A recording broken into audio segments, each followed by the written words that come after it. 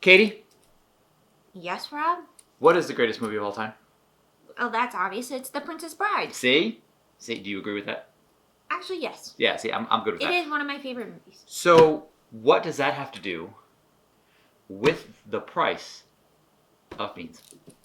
Nothing. But we do have two board games. Count them. 2, 1, duet about the Princess Bride. Now, these are not game and expansion. They're two. They're two completely... Why are you... I don't know. So I'm happy. I like these are fun. And I love the Princess Bride. But yeah, Yes. two separate games. They're two separate games from two separate board game companies. So... Quoi? Yeah. Why are they from separate board game companies? I have a theory about it. You have a theory? What's your theory? So, well, first and foremost, so we have the Battle of Wits, which is from a company called Sparkworks, which is like an imprint of a board game company called Tycoon Games or Tabletop Tycoon. Okay. The second one is Toy Vault, This is Princess Bride storming the castle. Storming the Castle. Okay. So, just a little bit of backstory. So, Toy Vault has been around since 1998. Okay. They essentially started acquiring like different licenses from like like Lord of the Rings they had at one point. Makes they sense. had things from like Alice in Wonderland. They had Monty Python, Cthulhu, certain things. Obviously they had The Princess Bride, and then they also had like Jim Henson's like Labyrinth in the Dark Crystal. So you can still see that on their website. I would try those. So, well, not all of them are games. So they also have like plushies and like toys for like children. Oh, so it's more than just games. They do a bit of everything. Okay. Yeah, and so Sparkworks, or well, not really Sparkworks in general, but I guess Sparkworks is an imprint of Tycoon Games or Tabletop Tycoon. It's geared more towards like family games. Okay. But you'll probably know Tycoon Games from like Canvas, which is one of the board games we have that we really like. Oh, they also yeah. did Everdale, so they have like some very Okay. popular games. Suffice to say, anyway, so this obviously 1998. We've had this game since we were actually in Massachusetts. Really? So yeah, We've had it that long? we've had it that long. Huh. Try to find it online. You can't find it anymore, so I think it's out of print because I have a theory that the Toy Vault may have like lost the licensing rights. Oh, that would make sense. So this then came in more recently. Mm-hmm. Interesting. Okay. Plus, there's like 3 or 4 different games that are Okay. actually Princess Bride that you can get on like Sparkworks. So there's more of these? More games? Interesting. Now, maybe we'll do a part 2 of this then at some point. Yeah. Interesting. Okay, so what we have here is a card game and a board game. I mean, this is also comprised of like cards. It has cards, but it's more. It has a board. No, does it have a board? No, it doesn't. has. That's It right. has like a central tile piece, and then you have Right. You basically are All right. building. So your we way. played this one. We actually did play Battle of Wits very recently. Yeah. We actually haven't played this one recently, so we're going to play this really quickly. Do a quick rundown between the takes. But we've played this a bunch, but it's been a little while since we played this one. We do have a lot of board games. Yeah. So. But I okay. think that's a good plan. Yeah. So we're going to start with Battle of Wits after the break. The Princess Bride, a Battle of Wits. What is this about? Like, what's the inspiration? Yeah. So it is essentially the battle of wits between the Man in the Mask, The man. Yep. Yes. the Dread Pirate Roberts, but not, but you know, whatever. Right. And then the Zini. So it's depicted there. That scene right there. That is what this that's card it. game So encompasses. it's just that like moment. essentially you have 2 goblets of wine, or if you have more people, you have to have at least 2 players. And then, you know, in theory, you know, one of the goblets has no poison, the other one has poison. Well, that depends. That's in like the scene. In the that's scene. what you go into it. Spoiler alerts for a 40-year-old game. They both had poison. 40-year-old movie. 40-year-old movie, yeah. Yeah. For a 40-year-old movie, they were both poisoned, and the Dread Pirate Roberts built up an immunity to iocane powder. Yes. So, all right, card quality here, right off the bat. I mean, this feels like a fairly standard deck of cards. Mm-hmm. You know, they're not like extra glossy or anything, but I mean, the artwork on them is sufficient. They're easy enough to read. And then, so essentially for this game, there's different. You get to pick a character that And you that want to be. includes Buttercup, Inigo Montoya, Miracle Max, He's Count- usually the one I go for. Count Rugen, the albino, which is an interesting choice. Fezzik, the grandfather, the grandson. I don't know why they would be in here. The man in the mask. I mean, why not? Prince Humperdinck, Vizzini, Yellen, apparently, are the... Oh, these don't belong there. Yeah, so you actually have a lot of different players you can play as, each with their own little symbol here, which corresponds to something later on. And this is up to, it says... Like, what, 2 to 8 players? I think it's 2 to 8 players. Yeah. So, but generally, I like to be... I mean, there's a few I like to be... but I'm going to go Inigo Montoya. You gonna take Miracle Max? Yeah. Yeah. I just love Billy Crystal. That's fair. That's fair. So you'll get a number of cards, your own little mini deck like this, that has a symbol that matches the symbol on your character. Each of these are going to have a couple values. They'll have the 2 most important things, going to be the number and then the symbol. The symbol. So the higher the number, the more potent that thing is. A grape represents the wine, and the skull and crossbones represents the poison. Yes. So the idea is you would have your goblet, and then you also get one of these random ones as well, which can modify the game. They can add poison, they can add wine. It's kind of a mystery. Sometimes they have special effects. Yeah, essentially you just get one of those cards at random. Yes. And then you'll have a number of goblets for each player. So 2 players, 2 goblets, something like that. And basically what happens is you take turns. What was the turn order they suggest? It's like something silly. It's like someone who most recently... Clean, like, the cat box or... Something like that. Something like that, oddly like, specific. Yeah. That might have been actually for Astro Katzen. Yeah, no, that was. But something it was oddly something specific. kind but of like point that. is you take turns, and on your turn you place down one of your cards. Face down. You place it face down and... On one of these goblets. And so what you want to consider is essentially, there's 2 different areas of where you're going to place the card. So, and they're all going to be face down. So if you do it above... So, like, as if you're pouring in. So, like, for instance, if I wanted to poison one of the cards with, like, my most potent poison, I could put it down here. And now it's poison. Well, yes, now it would be poison. But if you put it on this side, like, the lower part of or, like, if you were going to be, like, picking up the stem of the goblet, this is you betting... To drink from that. That you want to drink from it. So it's interesting because you only know what you've placed down, and then you have to use your battle of wits to determine what you think the other player has done. So, like, if your opponent, if you think, like, oh, would they try and poison both of them? Would they try and, like, it's kind of that whole thing of, would I place the poison in front of me knowing that you would think that I'm not going to do it? So. Well, and because the numbers have all different values, it's hard to say. Like, if I see you only put 1 here, does that mean you did poison it really strongly or you didn't at all? So it's clever. It does get really clever. And at the end of it, what does happen, and there's rules for flipping these cards over one by one to see, like, if there's poison or not on it.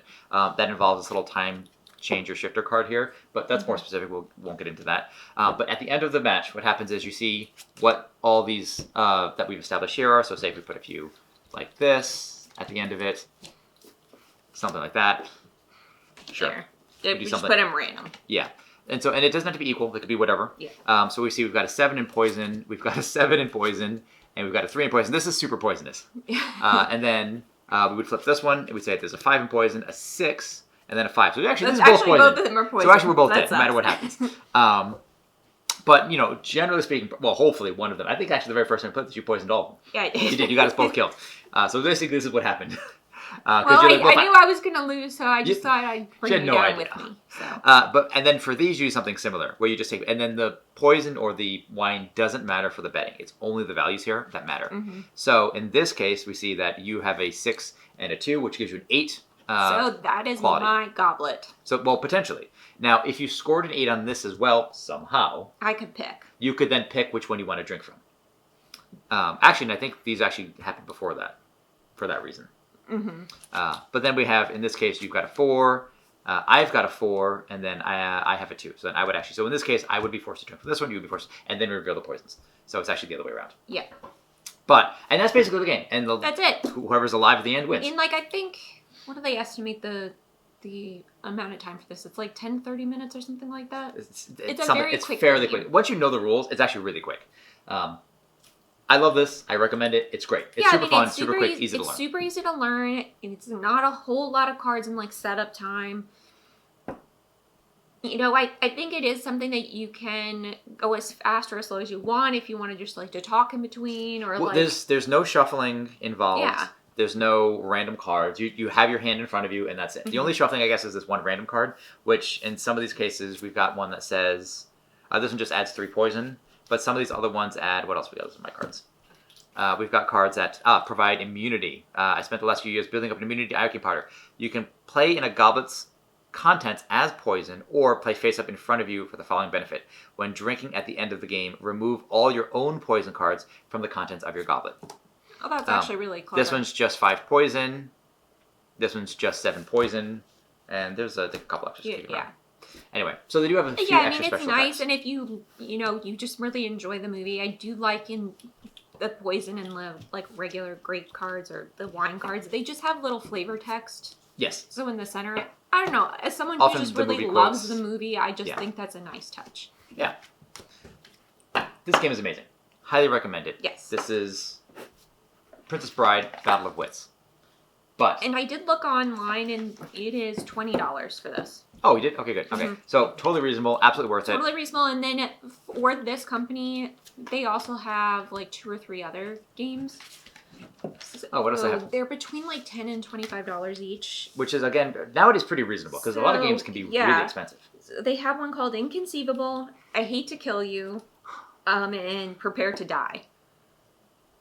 And I think they're all kind of... That's actually, I want all of them. Yeah, I know. want to play all of them. I bought you this one, because I think I got this for you as like a Christmas gift, That sounds about right.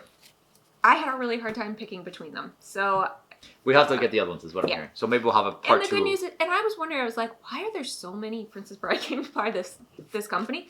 And so the CEO of like Tabletop Tycoon or Tycoon Games, his name is Dan Yerington, and he says that his favorite movie is The Princess Bride. So it totally makes sense. The Princess Bride is such a classic, and if you haven't read the book, the book's good. As You Wish by Carrie L. Oh, I mean, you mean the Princess Bride book? Yeah, I read the books. Well, actually, I read both of those. You read both books. Yeah. I read the Carrie Elwes one, As You Wish, which is about the making of Princess Bride, and it is fantastic. I mean, the fact that this movie ever got made at all is actually phenomenal. Well, partly because they've tried to make this movie 6 or 7 times leading up to that moment, and it kept failing for one reason or another. Nobody could get the idea right, and then later on the marketing, they complained like how badly the marketing flubbed it. Well, because I remember like some of the old posters, and like that does not. It doesn't encompass the movie. How do you encompass the movie? And the marketing team kind of dropped the ball there, so everyone was really disappointed with how that came out. But regardless, this became now a cult classic. And actually, that was the thing that Rob Reiner was said. He's like, I don't want some other movie. Like, I don't want this movie to be like that, which was itself a cult classic. But like, he wanted like a movie that was like blockbuster, that was really popular. And one of the producers or a friend of his said, like, you would be so lucky if this became a cult classic. And of course, it did. This is phenomenal. The movie. Yes. The game is also quite good as well, so I do recommend the game. All right, so we're going to take a quick break. We're going to review how to play Storming the Castle. Storming the Castle, because I forgot how to play that apparently. And then we're going to come back with how do you play it, and is it worth it, and how do these games compare if you had to pick one. Don't go anywhere unless you have to, because you're storming the castle. That was really bad. And we're back with The Princess Bride, Storming the Castle. Yes. So What's interesting, I was just noticing. What's so that? they have the pictures of like Wallace Shawn, isn't that his name? Yes. And Mandy Patinkin. But like on the sides are like their actual photos, but then on the cover it is not it's like not AI, but it's like a characterization. Well, it's like a lot of the promotional stuff that they've kind of mixed and matched. You notice that, so with this game you have 4 characters you can choose from. You've got, of course, Fezzik, Inigo, Wesley, and Buttercup, and I think these might just be like captured stills from the movie, or potentially, but They could have been from promotion. Oh, it could have been promotional stuff too, so it's hard to say. But I think a lot of the stuff is just like images they pulled from the movie themselves that were like given to the company to make whatever. And of course, you chose Fezzik. I love him. Yeah, there's a Flemish giant bunny we almost got, whose name was Fezzik, which was a fantastic. They actually voted, and Fezzik was obviously the name to go with. It was definitely the name to do. And of course, I chose Inigo Montoya because he's awesome. So the game starts depending on if there's 2, 3, or 4 players, and that's the limit, 2 to 4 players. It is a competitive game. It takes a little bit longer than the previous one.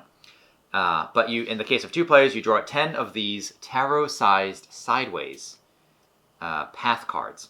And they're put face down. They're shuffled, they're put face down in front of each player, and then the players will spread them out like this, leading up to the castle, like so, which represents your character's path to the castle to save the princess, or to... I don't know how that works with the princess, because she's a character. But anyway, it represents... You know what? She saves herself. She's her own woman. That's fair. But it represents your character's path up to the castle. Yes. You then are also given 5 of these smaller cards, standard... Which are your action cards. Or tactics cards, they call them. Cards. But it's a combination of actions and equipment. So for some of these paths, you will require certain items to get to the next part. Like for instance, I have the Florian Sea. As your first one. So for that, you have to have a boat card to play so that you can actually go to that tile. So there's this combination of hindering your opponents while trying to move yourself along. And you can be moved backwards along a path, depending on cards that get played. Yes, that happened to me a lot. I remember playing with you. Of course. You have to. So when you start your turn, and you have this draw pile here, when you start your turn, the first thing you can do is discard as many cards as you want down to nothing. Nothing? Nothing. Down to nothing. So if I decide I don't want these 2 cards, I'm not going to use them, then I can then draw 2 cards. This is free. You do this at the beginning of your turn. You refresh your hand. And then you have 3 actions. You can either move your card, your character, up a token. I'm flubbing this. You can move your token, 1, but that often requires an equipment card, as the case with yours, where you would require a So like I have a boat card. So if you were to move, you would have to play the boat card. And I would just put that into the discard pile. Yep. To be able to move to this. Yes. This and that would count as 1 action. The other thing you could do is you could play a thing. You could play an action card. So in this case, I have 1. Move any player's token back 2 path tiles. So if you were further along this way, and you actually would usually be on the side, I could just move you back 2. Yeah. And so that would be an action there as well. And the third thing you could do is you could draw a card, and then you have to immediately discard 1. If I drew this card and I said, I actually don't need a boat for a while, get rid of the boat. And that's it. 3 actions. The first one to reach here, which is the castle, wins. When you get to the castle, you have to get there on your first action of your turn. If you can't do it, you have to wait until your next turn, which gives the other players a chance to knock you back. Sabotage you. Exactly. There is a card here, 4 white horses, which I think allows you to do it regardless. Yeah. Move any token to the next path tile, ignoring entry requirements, including rodents of unusual size.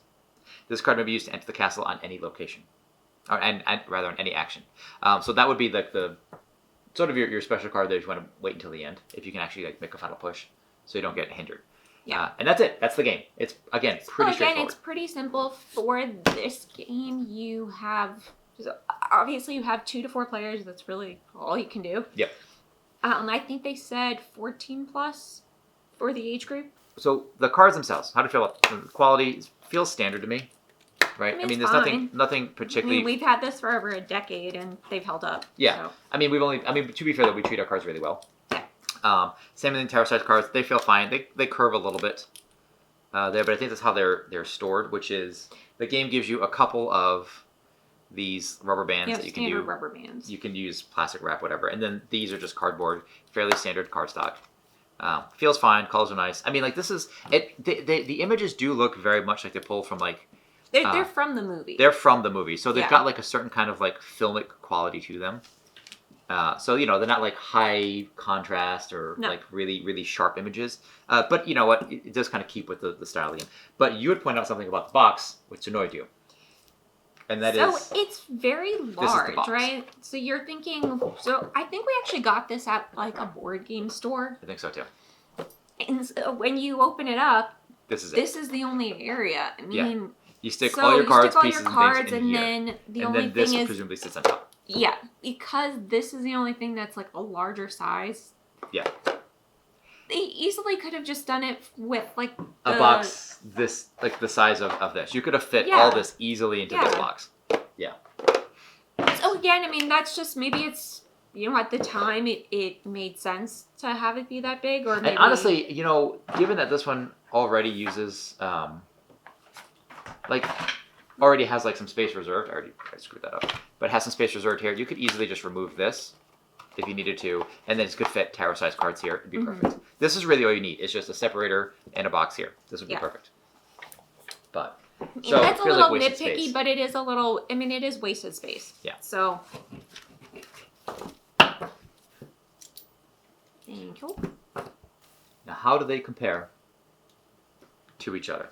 So I mean, I do like, I think the main, like, novelty or, like, the fun of Storming the Castle is, it's for people that know the story in and out. that's fair. Yeah, because, like, why, like, for one of them, it's like, Miracle Max's entry requirement, noble cause, or 65 silver. You would not know that. What that means at all. What that means. What the hell is an ROUS if you Exactly. haven't? Yeah, that's fair. So, I mean, I think this is a game for people that just really love the movie. Now, or the you know, it was story. interesting. You pointed out, so you said that this game is 14 plus, the other game is 10 plus. Here's the thing. So this game, the Storming the Castle, has more going on with regard to rules and actions you can take and all of that, right? Whereas Battle of Wits does not. I mean, however, it's literally just poison and numbers. Well, but however, I do think Battle of Wits is actually a more complicated game. Because it's not about the rules of the game, it's about the people you're playing against. So this one is very like, hey, here's the rules, here's the game, here's how you play it. It's a, Monopoly of sorts, right? Yeah. With that regard. But this one is like, this is quite literally battling the wits with people that are at the table. Yes. Right? How do you think they're acting? How well do you know these people? Or how lucky do you get in some regard? Yeah. So, that's interesting. Because so I guess the thing is, though, this is easier to pick up. This one is easier to pick up and learn, which is why I think it has a lower kind of entry point. So kids can like this just because, hey, I'm going to poison your cup, whatever. Right. And it can be And how that good way. of a liar are you? Yes. Yeah. Which You're not. I'm a terrible You're a terrible liar. I have no poker face. But to your point, I do think you can make this a little bit more complicated. Yeah. Depending on the company that you're keeping. Yeah. So. Now. This one, though, you can just, like, sabotage the heck out of your... That's true. Your now, that's the thing is you're sabotaged. See, with this one, you don't know you're getting sabotaged until the very end. Where you're like, aha, I've got you. And then and it gets revealed, and like, oh, I've been outwitted. Or you just dumb luck, and you're like, all right, you killed both of us. Like, ah! So, if you could only get one of these, and this, how much was this one? You said this was about $20. This is probably about 20, 25. Probably, yeah. If you could only get one of these, which would you get? Because my answer is actually going to be a little unusual this time, and I'm going to say this one because you can't find it. So if you can find it in good condition at a reasonable price, get this game because you can't find it. You can't find it. But otherwise, I'd actually prefer this game. Yeah. I think. This one's fun. It's cute. I think this one would be so much easier if you were just to have like friends over or whatever. And just it's so much easier. It easier changes based on who you're playing with. Yes. Yes. It can be fun. It can be. I've got a few friends who are actually quite strategic games. One person in particular we know who were like, all right, we're done playing board games with you because you're kind of a pain in the butt with it. Oh gosh, yes. Yeah. You know who you are. Yeah. But I feel like this would be a good game for him to try. I agree. Yeah. But this game also did come with some of the other Spark Sports games. some of the, like a little promotional of course. thing. So what games? They do have the Princess Bride Prepare to Die. So it's a standalone party game based on the iconic line from the movie My Name is Inigo Montoya, You Killed My Father, Prepare to Die. So I love that they based an entire board game just on a line. Just around this line. Actually, it looks like it has those name tags too. It does. So what's it says your objective is to make the most hilarious combination of someone out for revenge and their reason for vengeance. Oh, that's so fun. I think it's kind of like a Cards Against Humanity sort of. Hello, my name is Darth Vader. You trolled my YouTube post, prepare to die. Or laughed at my haircut, or spoiled my plot twist, prepare to die. That's kind of fun. Yeah, so for that it says, it is again for 10 plus, 3 to 10 players, 5+ minutes. They have over 500 cards. Wow. That's ones that I would love to play, but the 3 to 10 players is kind of a problem for us, given that we don't have any friends that play board games. That live in Los Angeles. Like, we have a lot of people that like video games, and that's easier than... Then we also have The Princess Bride, I Hate to Kill You, also based on the line, I Hate to Kill You. Yes. Which is for 2 players exclusively. Okay. 10 plus, age 5 to 10 minutes. This is a dice and card game. Ooh. 12 custom dice, tense cut and thrust gameplay, Play as one of 5 uniquely skilled characters. Alright, so supposedly good for left-handed players. Recreate and rewrite the epic swordplay encounters of the Princess Bride in this fast-paced dice card game. Interesting. I like that it combines both elements. There's also some called Planetarium Primordial. That's actually could be fun. Because again, the Sparkworks or whatever, the imprint is all for like family, and they have like a lot of learning things like sciencey. I'm okay with that though. Like, Which that could be fun I regardless. think that's really fun. Deadly Dowagers. That sounds like a game for you. Oh, I would totally play that. Marry and murder husbands and gain wealth and attract noble suitors. Oh yes, I would play that. Look at how cute the art style is. That's cute. Okay, so those are other games that are unrelated to this, but here we have at least 2 more games. So while we probably won't be reviewing Princess Bride Prepare to Die, I do think Princess Bride I Have to Kill You would be a fun one. We could try that at some point too. There's plenty more board games we have lined up as well.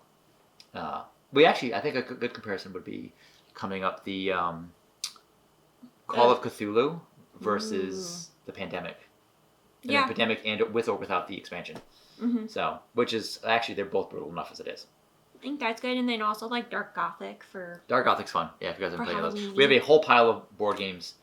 And if you have any suggestions for board games, foods, or anything, please let us know. We're coming up on 2 years. That's crazy. 100 episodes of this. So if there's something you want to see, we have a simple one here I'd like to try. We have a couple of Ruby games. We have Pocket Paragons, which is a really quick and easy one. Really quick, easy. Yeah. Or, maybe you want to really complicate. We have so many of the We have a lot of complicated. We have so many of the villainous games, too. Yeah, we stopped when it was just like... Well, it was the Marvel. I don't care about the Marvel heroes for villainous. That's a whole other issue. Yeah. Like, I don't care. Like, I don't care about... I don't know who these villains are. All the most interesting villains are out. And actually, that's a fun thing with villainous, I think. Or, not a fun thing, but like a thing with villainous is they often pair like, oh, I really want this villain, but then there's like 3 other villains that are useless and I don't care about. Like, King John, awesome. And then you've got like a couple others like, well, I don't care about these guys. Or whatever. Anyway. I think that's all I've got, unless you have anything else to say. No, I thought this was fun. I definitely, I was going to say, do you want to watch it tonight? we could watch it tonight. I mean, because it is, well, but to be fair, though, it's October, which means that we have to, what are we doing during October? All the horror movies? I don't know. No, first off, it's a China American Heritage Month. Oh, yeah. Yeah, there's that. But also, I want to say, yeah, Hocus Pocus. Yeah. We have to watch Hocus Hocus Pocus. Pocus and... It's too bad they never made a sequel for that movie. We don't talk about that We don't, exactly. No, The Nightmare Before Christmas, because that's both a Halloween and a Christmas movie. Well, what's this? What, I thought I was going to go somewhere with that. What's this? I thought I was going somewhere with that. I thought you were doing a whole... Like, I was trying to, but then I realized I didn't have anywhere to go with it, so that's fine. Don't forget to like, subscribe, tickle that notification bell, follow us in these locations. Follow him on Twitch if you like Vigi games. Vigi games, yeah. Currently playing through Final Fantasy Tactics, the Evilus Chronicles, which just came out, and I've been loving. Very excited. Oh, I'm so excited for that. Anyway, thank you again for watching, and enjoy playing board games. Ciao. That's it. Bye.